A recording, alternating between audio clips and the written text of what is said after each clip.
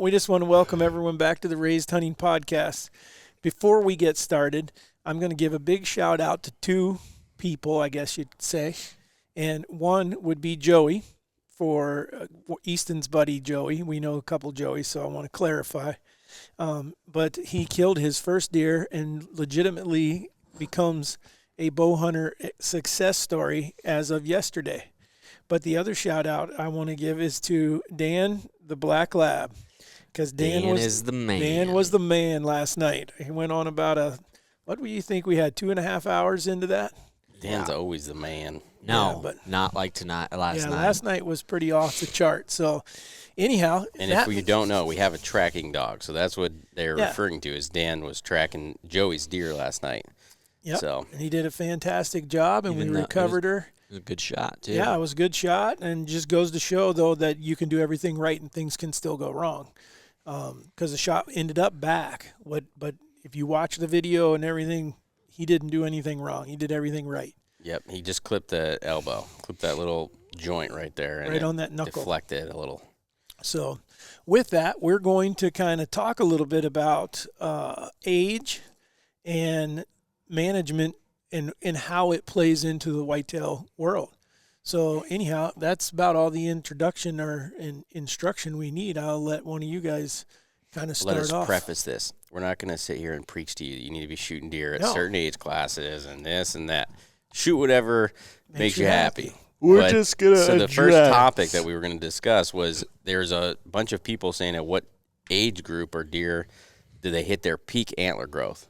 And so is what we've been doing now for probably 7 years. Yeah, it's got to be close. About that earlier. Okay, so almost 7 years we've been sending in our teeth to a lab. Now, I think the important thing to make sure that we help you guys understand here is that there's two different ways that you can get your teeth aged.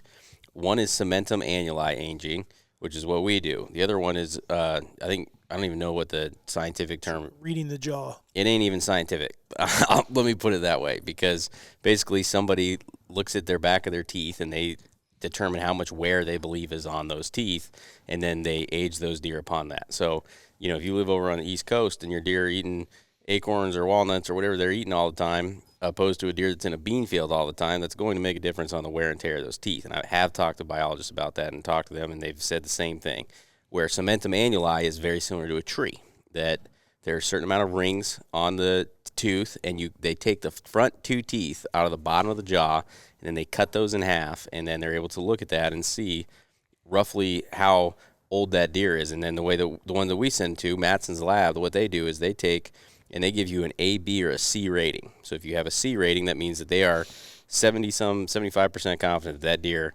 is 3 years old. If you get a B rating, that means that they're at least 85% confident that deer is, 3 years old. Or if you get an A rating, then I think it even goes to I don't even know if it's down to 95. I think it's 99, that they know what the age of that deer is. So that is the process that we've been using for, like we said, probably 6-7 years now. And I think I don't think there's really that many other people that are doing that. They're sending their teeth in. And, I think for someone that wants to do it, hang on. I mean, Matson Labs, you can send them in individually, and I want to say it's like $25. It don't quote me exact, but the more you send in, if you and your buddies get a group of them, and send all the teeth in at once. Now you got to keep them all individualized so you know whose are whose, because it comes back on a chart and tells you, however you list it, that's how they put it back on there. The other thing that I would warn you is if you're going to do that, you want to they have a video out there that shows you how to take those teeth out, and you want to do it before the jaw dries, because if the jaw dries, the teeth get dry and they get real brittle and they'll break, and then that's where your lower ratings come in. It's not typically on them. It's that the tooth was not where they could make the I think one of the big things that we have discovered, not just on seeing the age of them, and I guess this whole podcast today is supposed to be their peak, or when they're the biggest they're going to get, but also when you listen, age is a massive trend right now. I feel like it's blown up lately on trying to kill a certain age deer, and everybody's looking at age. And I think it's helped us a ton understand what other people are saying as far as how old a deer is, or like when we're looking at deer on trail cameras and stuff, it's really, really hard to age a deer on the hoof, I think. Yeah. And it's very given us difficult. an extremely good reference as to, okay, this deer we think is 5.5. Well, I think Well, crap, he came back at 4.5, but it gives you a reference because most people think, including ourselves for a while, think that like a year or two older than what they typically are. Well, so I think that we need to discuss that first. Is I guess the reason that we're saying that we send them to a lab is because I've heard people say that it's not accurate, that it's within 2 years or something like that. And from our experience so far, like everything in this podcast, we're just giving you guys our experience. I'd say that we've never had a deer where we're like, there's no way that that's correct. Now, we've had some, I'm trying to think, Bullwinkle and Juice would be the only ones that I would possibly question, which I think they're accurate still. So Bullwinkle Came back at 8. came at 8.5 years old. Now, the very first pictures we had of him was 2015 when he was, with that being said, he was 4.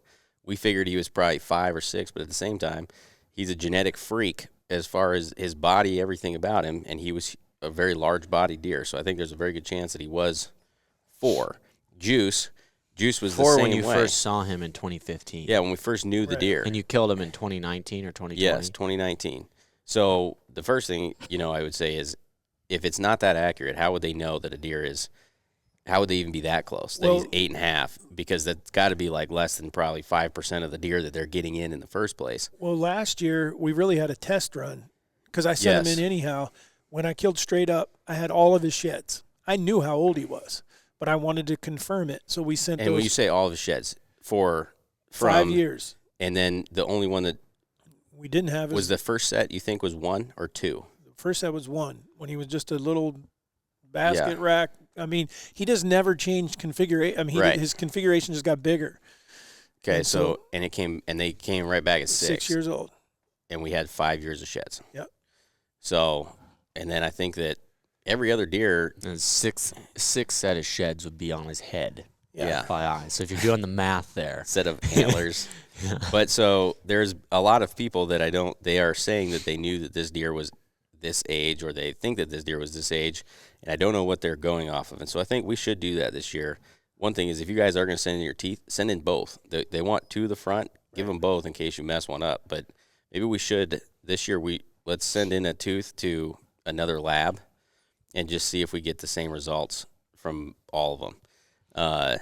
But I guess our point is we've been using that and going off of their information, and the only reason I think that is relevant in this podcast is because I think that if you're going off that info, it changes the year that a deer has peak growth. Well, here's the thing. If we had sent in one that we thought the deer was 8 years old and it came back at 2, I would really question, or 4. Even 4, yeah. I mean, and the fact is, it didn't even, I mean, they've always been exactly, if they're not right where we thought, we're usually, and I would agree that we're the mistake in that we're guessing them a year older than they are. Yeah. These Midwestern deer are big, and they get big quick. And And I think that we all fall into the mistake of, you see a Juice that turns into a 160-inch 8 at 3 years old, and you're like, there's no way he's 3, because he is a 160-inch 8. Where at the same time, when he becomes a 170-inch 8, that doesn't make much sense either. There's not very many of those, and I think it really is. It's just a matter that in order for them to be that big in the first place, they have to be a genetic freak, which means that at 3 years old, they got to be extra big. yeah, they're bigger than everybody else because they're in that 1%. But because I think, so that changes it for us. For us, I'd say that we see, besides maybe 2 to 3, the biggest jump is 3 to 4. And then what I've found personally so far is that the biggest year rack-wise overall on every deer we've had this much history with is 6.5, unless they're injured. And I think ours is going to go against a lot of people too, because I hear a lot of people saying 7.5 they'll get bigger, or 8.5 they'll do another jump. So far, every single deer we've had that's made it to 7 has gone downhill. Now it seems like there's like 2 tiers of that. You have 6.5 years old, where so far they seem to be their biggest. 7.5, they seem to be close to what they were, but go down a little bit. And then 8, everyone we've had make it to 8 has made a pretty significant decrease in antler size. I'm trying to think. So to kind of give people a preface of what we try to let all of our deer get to 5 years old, 5.5 years old. That's when we feel like that they are full potential, and we're going to take that deer if we can. And I don't feel like that I've seen, even straight up, I'll use, for instance, his 5 to 6, he didn't. It was pretty much It was exactly pretty the much the same. same. The Big 8 was 6. Yep. 5 to 6, he didn't change hardly at all. I mean, what I'm saying is they might grow a G4, but they lose something else or something. They're roughly the same size. So I feel like they're peaking at 5. I feel like 5 and 6, you're not going to see a big difference. I feel like the people that are looking to manage their animals would want to. If you look at numbers, though, who does that? Who does what? Who do we have that's ever been the biggest at 5? Junior was 191 at 6. And we have his shed from 5. Right. Which is like 170 something. And then Bullwinkle was 186 or 188 at 6. And he'd have been like 178 to 182 at 5.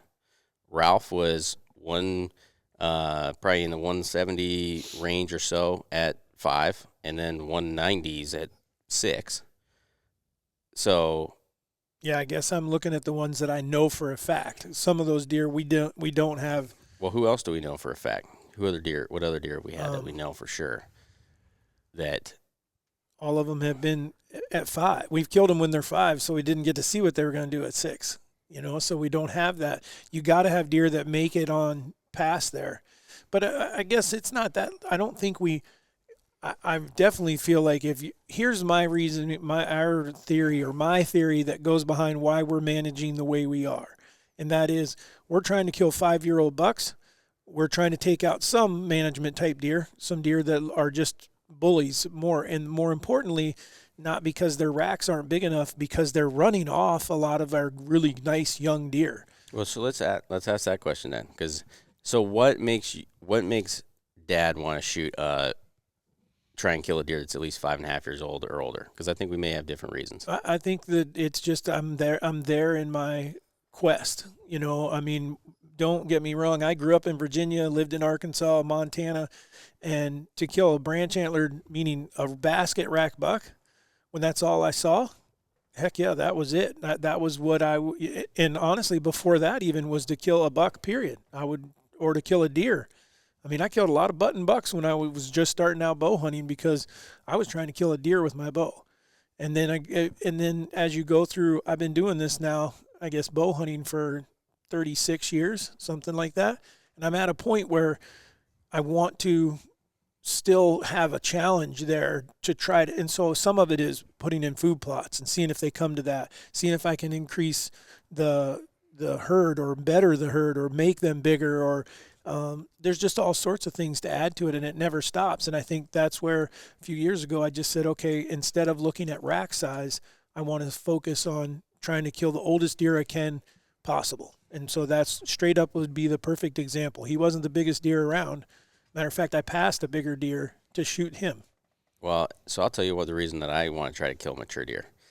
Strictly so that way, hopefully one of the young ones makes it that the next year I can try and kill another one that's bigger. That's really because I'll be honest, if it was just about, if there was the right 4-year-old that was 185-inch, 190-inch 4-year-old, I'd probably try and kill him too.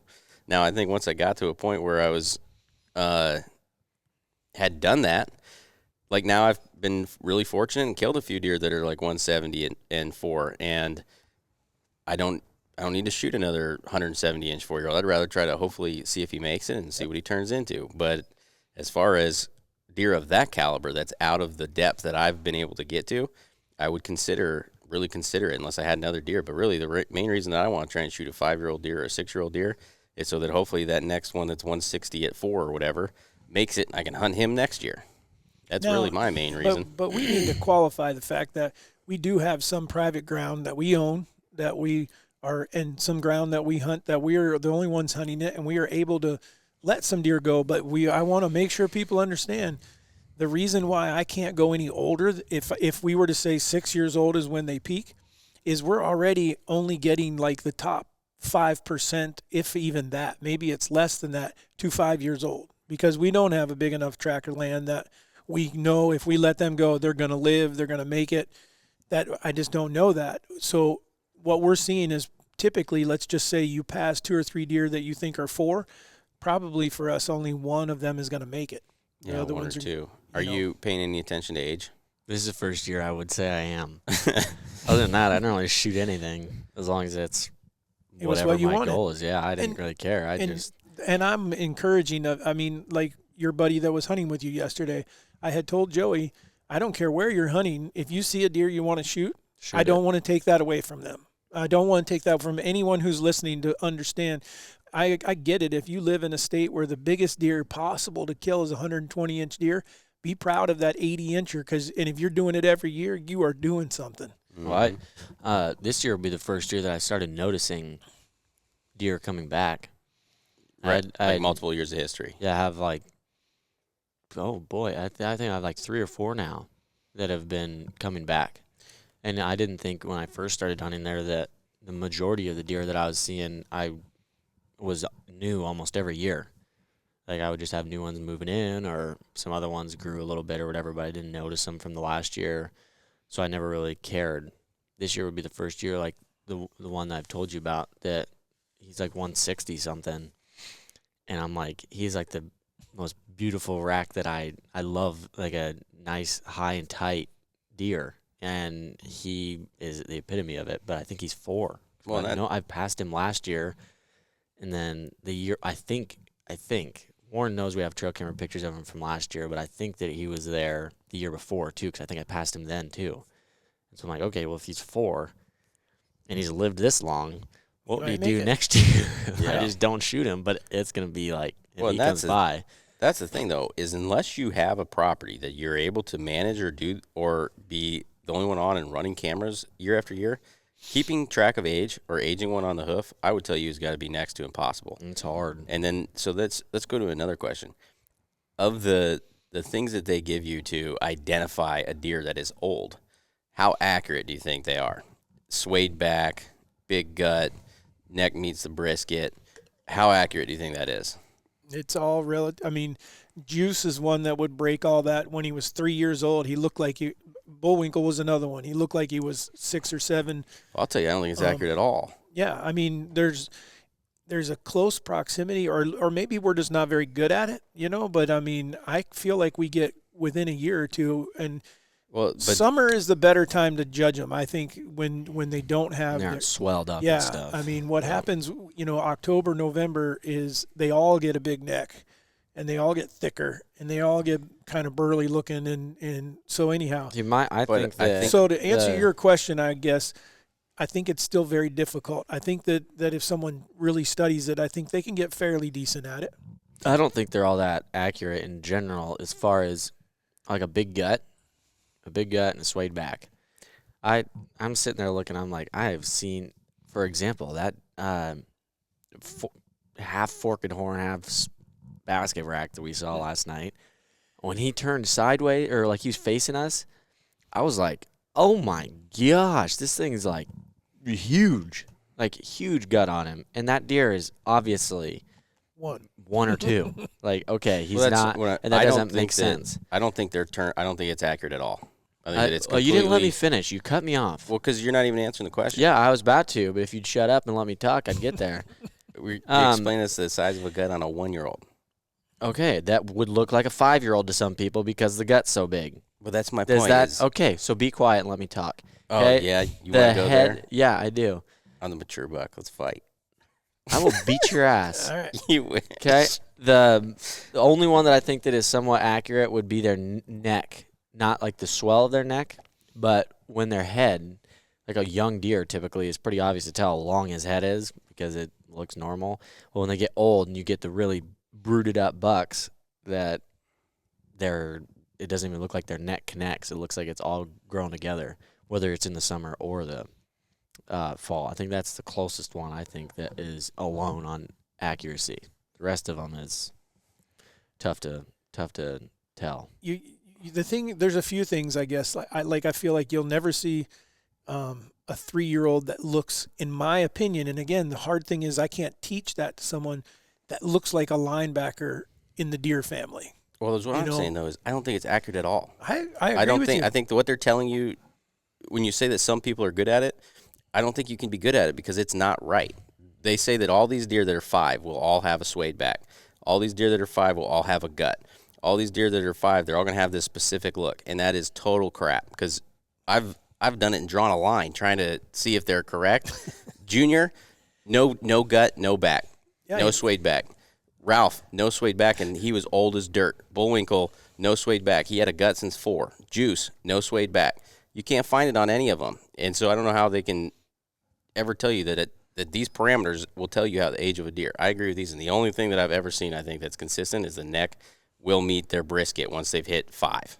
See, I'll disagree in the fact of generally speaking, the very, very generally, like if you're taking your typical deer, you're probably, as they're getting older, their body's going to wear. They're going to have they're not going to be as fit. But you find the deer that you can't apply that to all of them. Then did you just hear what I just said? That's what I'm saying. I'm agreeing with you. Generally, the average deer, and I think that the deer you're listing there are already they're huge. Like they obviously have some sort of genetic. Junior was 179 pounds. I'm talking about their antlers. I'm talking about how big they are. And I'm saying that with how big their antlers are, they're obviously growing at a significant higher rate than another average deer because they're above average. But so they probably have better. Would you listen for 2 seconds? Well, that doesn't You're make being sense. Extremely annoying today. Okay? I'm getting there. They are already genetically improved, better than all the other average deer.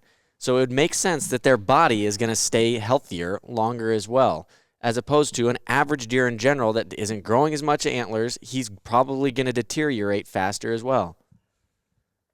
Not even close. How do you figure? Junior was 180 pounds, dressed at 6 years old, okay? And he's huge. That's not huge. That's not that big. No, he's huge. His antlers are huge. Exactly my point. And he's he a had mature no deer. issues. He's a mature deer, and his body does not match any of those things. Juice would be an example of that. Junior does not match that. Splits was 5.5 years old. You're saying exactly what I'm saying. No, I'm not, Easton, because Juice was 239 pounds dressed. You're not listening to what I'm saying. I'm not saying the body weight. I'm saying that Junior didn't look like an unhealthy deer at that age at all. He didn't look like he was old as crap where he was swayed back and everything at all.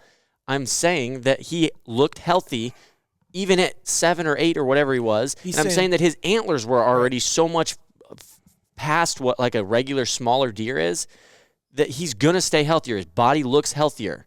He's not swaying. So his belly isn't swaying. Right. Because he's already genetically better than other deer. It's exactly what you just said. But I think that's just on the rack. I don't think the rack and the body correlates. Oh my gosh, you're not listening. You I understand what Easton's saying is that if the deer is healthy all the time, then it's going to be healthier even when they get to. He's agreeing with you, but whether you realize it or not. Well, but as what I'm saying is, I don't think that your healthiest deer are always to have the biggest rack. Nobody's saying he's not talking about rack. He's talking about what the body looks like. Well, you're trying to. You guys are meeting the parameters of what they're saying, and that's what I'm telling you is that doesn't work. No, you're not listening. He's saying that the reason the parameters don't work is because you have genetically better deer. Your bigger deer look better. Right, but I don't believe that those. I don't believe that those deer. I don't believe that every deer that genetically is healthy, I don't believe that a good rack, correlates to meaning a genetically healthy body. I think you could have a deer that's not as healthy as a different deer, but yet he has a better rack. Yeah, but you did just everything you just tried to prove. You just proved exactly what I said with every one of those deer you listed, because none of them looked old as dirt besides maybe Bullwinkle. That's Juice did. Correct me if I'm wrong. Hold on. Yeah, he did. Okay, so here's where even what we're doing is wrong. And this is what I will say and why. And that is Milo Hansen killed the world record typical whitetail on a push. They came back, and I would have to go back and look, but I know I'm right in one of the 2 years. That deer came back at 3 years old, 3.5 years old, or 4.5. He was not 5 or 6 years old. Is that molar, though, or was that cementum? Did they even have that back then? I don't even know. I have no idea, but that's what they came back with that deer aged at.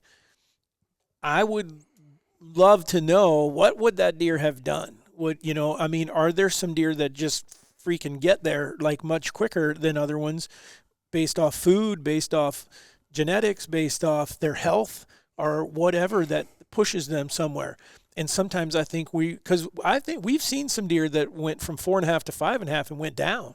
Yeah, but a lot of times there was an injury. Injury may cause it. But my point is, do you think that I believe that there's a lot of deer that were the same age as Juice, or the same age as Junior, that were just as healthy body-wise, if not healthier, but yet, like Junior would be the best example, that Boss Buck would kick the shit out of Junior, Touch kick the shit out of Junior, and yet their rack is nowhere near the same quality. So if Junior was genetically superior to Touch, then there's no way that Touch should have been beating up on Junior. Well, you are on a whole nother topic right now. That's like we're not talking about age. What's that dude's what name? What are you talking What's about? that guy's name? McGregor? Yeah, Conor McGregor. Yeah, I'm pretty sure that I outweigh him, and so do you. He'd kick the shit out of me, and I'll just admit it right now. That is a great reference. How does that have anything to do? You guys were just talking about that their body. You're saying that they're more healthy if all of your deer with a big rack means that their body is also healthier than you didn't deer. listen. I said the ones that you listed specifically. But those ones are not correct because Junior was not. I wouldn't deem him healthier than those other deer. Okay, would you? I'm going to try to lay this out and draw a picture. Hold on, we're not here to just argue. Let's move on. That's exactly what we're going to make fun of ourselves and move on. And because that's what family does. Okay, so we've had to take a short break on this one because I think you could tell we got heated here. And so we have a boxing ring outside. These two went out and beat the shit out of each other for about 5 minutes. And we called it even. We couldn't decide on a winner. Don't go there with who would have won. And so we're back. But we've obviously struck a nerve within our family. So I'm thinking we struck a nerve with everyone else. So I want to continue this podcast. And I want to talk about what some of the states are doing because the states don't even agree. You look at Iowa, we have no age restriction, no antler restriction, no anything other than what's the number one thing that the state of Iowa does for the whitetail deer that proliferates antler growth or age? What's the one thing? Corn. No. They don't do anything. Yes, they do. They don't allow gun season in the middle of the rut. Yeah, but there's not an antler or an age restriction. They're not limiting what someone can shoot. I believe that what they're doing is they think know it helps, they're protecting those bucks when they're most vulnerable, when they're thinking with the wrong head. And so therefore they're not doing what they normally do, which you look at other states, and the reason they don't have the caliber of deer, meaning the age structure of deer, is because those deer get shot during those rifle seasons and shotgun seasons during the rut, or they have a very long. So some states are managing for quantity, some are managing for quality. I think my hat's off to the state of Iowa because I think they realize that this is a quality state. This is a place, and there's still plenty of opportunity for people to fill tags. But some other states have instilled point restrictions. Pennsylvania, Easton, you and I were talking about that. And I know I've just was there doing a speaking engagement and talked to several people who were able, and even had a guy there that had over 100 sheds that showed me he's picking up sheds in like 135 to 150 inch kind of deer are becoming more normal. Where I can tell you when I lived on the East Coast many years ago, if it was brown, it was down. I mean, you were shooting everything that you could because you didn't see. And when someone killed a 135-inch deer, talk to David Mitchell. He'll tell you that it's either in the newspaper or everyone's coming to see it. You know, and so I don't think the East Coast has done anything better lately, though. I don't know. Pennsylvania has. I mean, some states have. Like I said, it's state by state. But the point restriction, I believe, is really just another way of implementing an age restriction. Because people can't judge the age, but they can see the rack. They can physically look at it and they can say, okay, it doesn't have 4 points on one side, or it doesn't have 3 points on one side, or some other states, and I think some outfitting places do it by width. That to me would be really tough.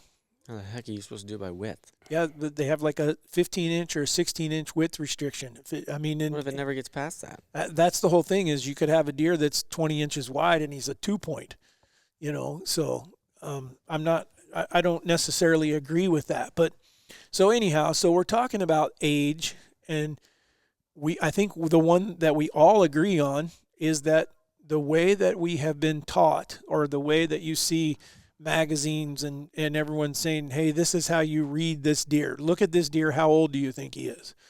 And I don't want to say they're wrong, because maybe I'm just not very good at it. But I would tell you that it's not helping me very much. What's that dude's name? He's at like Dr. Deer. Starts with an R, I think. There's several guys that There's some guys down in Texas, and he does a whole bunch of these studies and everything. And he says, and this is like all he does is studies deer and everything. He says that up, I think like 2.5 and 3.5, he says that he can age them within like 95% accuracy. And after that, he says that after 4, he's like, it's like a, crapshoot. Yeah. And once they're 4, they all look the same. Even him, who's looking at thousands and thousands of deer. Right. And I would agree that it gets extremely difficult. I do think, though, I agree You know with his name or something, Nick? Kroll. Yeah, there you go. Yeah. No R. Dr. Kroll. James Kroll, that's what it is. Yeah. See if you can find his deer aging thing where he talks about that. Well, the other one that I know puts out, I want to say it's weekly or monthly, is the QDMA. They put out a picture of a deer and say, how old do you think this is? And again, You realize this is all their rules that we just eviscerated. I'm just telling you that's what it is. I mean, I'm not saying whether they're right or wrong, but I know they put one out there, and I have no idea who is the one that tells them. I don't know if they're deer from a game farm or whatever. Here would be a prime example. The deer that we just posted not too long ago that was blown up like a balloon.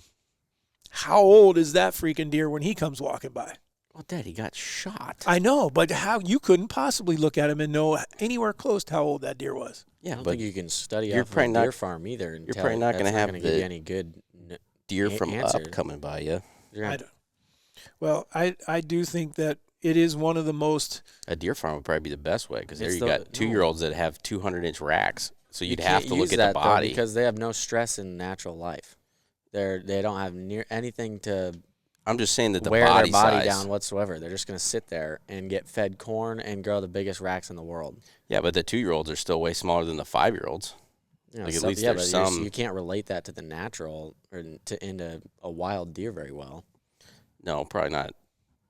I mean, I just think it So, would definitely make you look past the antlers. so at what age do we all agree? Do we think 5.5 years old is the prime age to be shooting them, or are you saying 6 years old is? If anywhere in a place that someone could hunt a deer, say if you want him to live to his prime, you're saying 6. I think your best shot at his biggest antler growth is 6. Yeah. What do you think? 5.26. And I'm going to say 5, and I think he may be bigger at 6. I don't know. Most of the time, I'm going to take the chance to wait Right. if they're 5. And I think that most people don't get the opportunity to do that. It just, you have to have the right. You made mention a little bit ago about something that really, if you don't have a big enough tract of land, or you don't have a way of letting these deer go, the best way that you could possibly do that by only owning a small piece of ground or having permission is work with your neighbors. If you and your neighbors get together, you could have a pretty significant impact on your deer. But you got to be able to, in my opinion, that's where hunters got to drop the, I don't want to show you my trail camera pictures. I don't want to tell you about this deer because you might not know he's in there. You'd have to That's be not an fortunate enough issue. to have neighbors on the same page. In Absolutely. The first place. Yeah, you'd have. That's what drives me nuts about that. As long as I would send everybody my deer.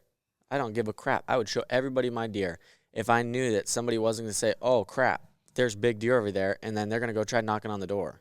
Right. I'm not trying to keep it from everybody else, but if you show me your deer, I can't tell you how many times we've been at shows and people show us huge deer. Yeah. We're not sitting there trying to find where they're hunting. No. It would be great to be able to sit there, and no matter where my neighbor is, I don't have to sit there and worry. I do talk to some of the neighbors that border where I hunt, and they tell me some of their deer. And it's nice because I know that I can tell them, hey, here's a deer that I know that has been here for a little while, and I don't worry about it. But other Right. places, it's awful. You can't even talk to the neighbor. Right. It's like if I do that, they're either going to be shooting over the fence or they're going to tell somebody else, and then we're going to have 15 different people trying to hunt this one piece of land. Yeah, when I'm talking about working with your neighbor, I'm talking about, and we have a neighbor. I won't name him because that wouldn't be fair. He's not here. You're talking about a neighbor that has the same ability that you do, And- not and- someone that's no, trying to. He actually is. I don't want to say he's the leader in it, but I mean he's the one. He has more ground than we do. Whatever he does is going to be a direct effect on our ground. Right. And He so does very well. yeah, and so but he's been a fantastic neighbor to work with. We do share photos, we do share information. We've seen such and such a deer. If we don't kill him, I'm sure hoping that he does. You know, I mean, he's kind of one of us, even though it's his ground. He's not shooting across the fence. We're not doing either the same. We've helped each other go look for deer that either of us have shot. Junior's a perfect example. He killed Junior, and I mean, as much as you and Mom, we wanted to kill him, and we should have. I mean, we honestly had an opportunity before our neighbor did. But when our neighbor killed him, I mean, it was, I guess, knowing that someone was working under the same guidelines, you know, that we had all established. And that's what I'm saying. You could do that in any state, in anywhere. The place that you'll never be able to do that is public. And that's where you have to rely on the states to do that. You have to, and so if you're wanting to see better deer or something, then you're going to have to do like I've had to do in the past. Where what do you think the state's goal is, though?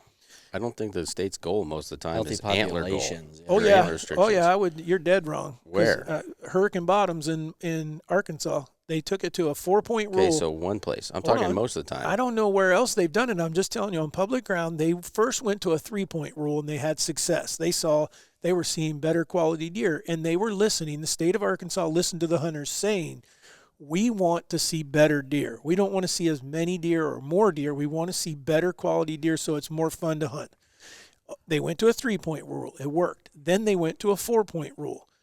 Okay, because they were looking at antler restrictions or antler growth, and they were seeing a positive result in it. But you're going to try and tell me every state's goal is to increase? No. I think a lot of them is just population control. Absolutely. They're not going to put an antler restriction or anything on there because they want people to kill deer.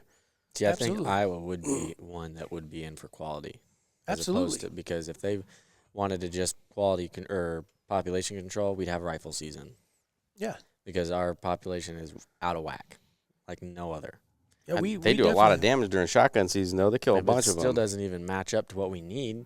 If our buck to doe ratio is still 10-1 after shotgun seasons every year, they still aren't killing enough. I don't know that a rifle would help you that much in Iowa, though. I mean, we don't have that much ground where you could shoot much further with a rifle than you can with a muzzleloader or anything. You'd have a lot Some of places. dead people along with it, but I mean, I think you'd kill twice as many deer. Maybe. I mean, in each state, and I'm not knocking the states that are in it for the quality or the quantity. I'm just saying that, but when you're a person living in the East Coast or whatever, there might be a place that they can seek out where the antler growth is better.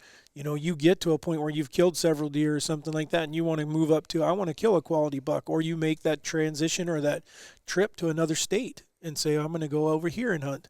That's why I don't think most states care about that because, I mean, we're pretty fortunate that, one, it takes 4 or 5 years to draw Iowa. I don't think there's any other state. Yeah, there's no other state that's like that. Missouri, you can go buy a tag over the counter as a non-resident anytime. Nebraska, you can do the same thing. They got a rifle season during deer season. Missouri's got a rifle season during deer season. Michigan, I mean, you got tons and tons of states. I'm just saying that I think that the state, meaning during the rut. During the rut, most states, I think that their main, when I say most, I think 75%. I think that Iowa and maybe Arkansas now are in the minority. That their number one concern is killing deer.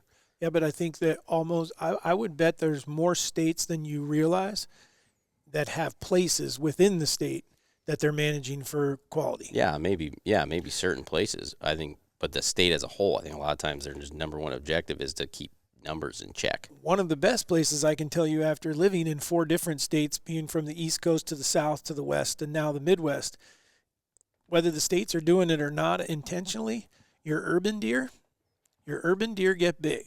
And if you can take advantage of those urban hunts where you got to go in and maybe you got to shoot a doe first or whatever.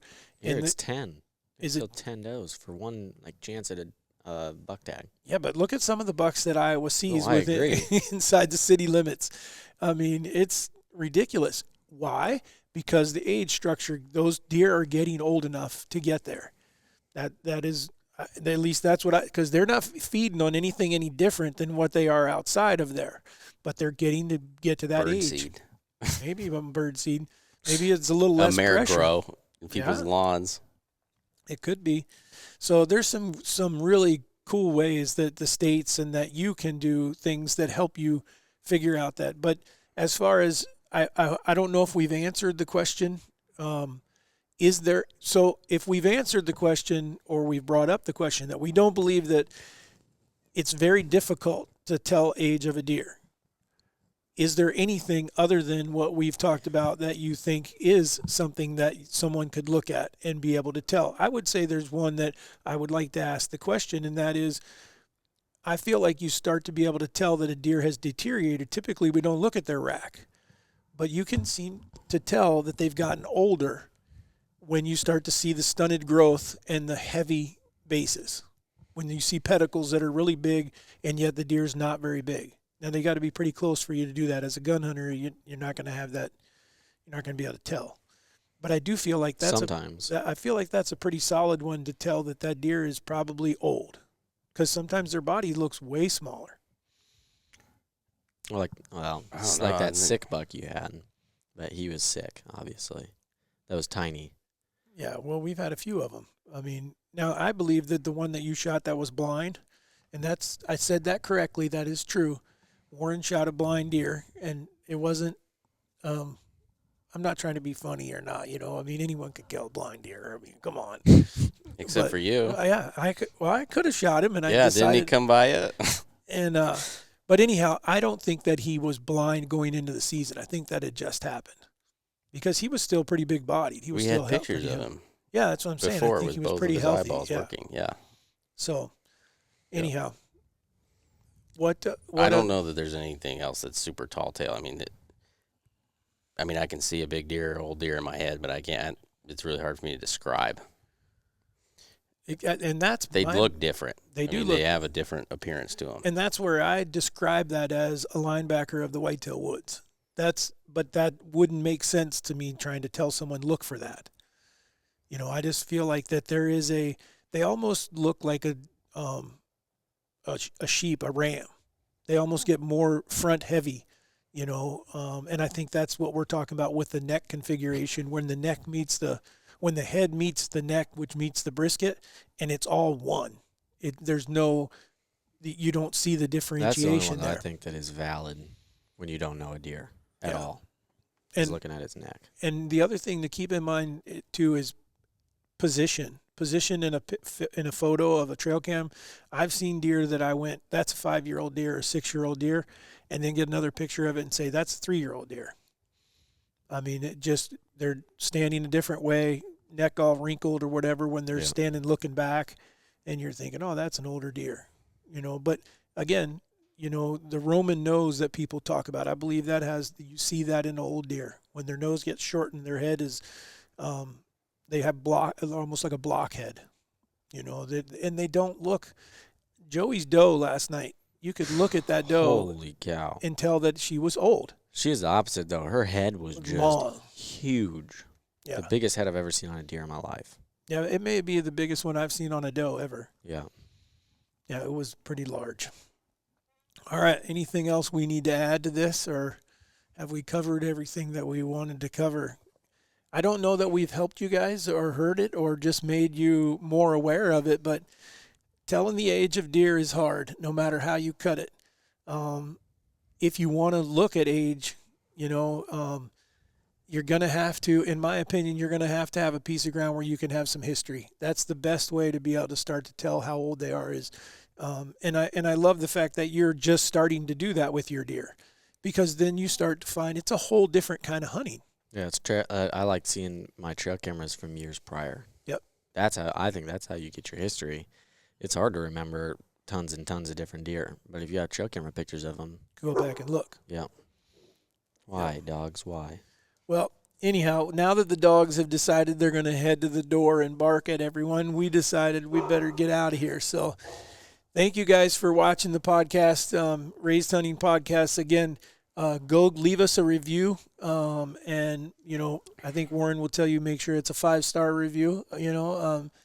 We'll make some of these we can actually see the video, and we will videotape the gloves when they put them on and that kind of stuff. So, but it is family, and I love the fact that that's what it is, and that we can disagree, but they're still going to be brothers. They're still going to be my kids, and we're still going to talk about this one for days to come, just like you guys are. So thanks for listening, and next time we talk to you, I'm going to have killed a big deer because I'm going hunting.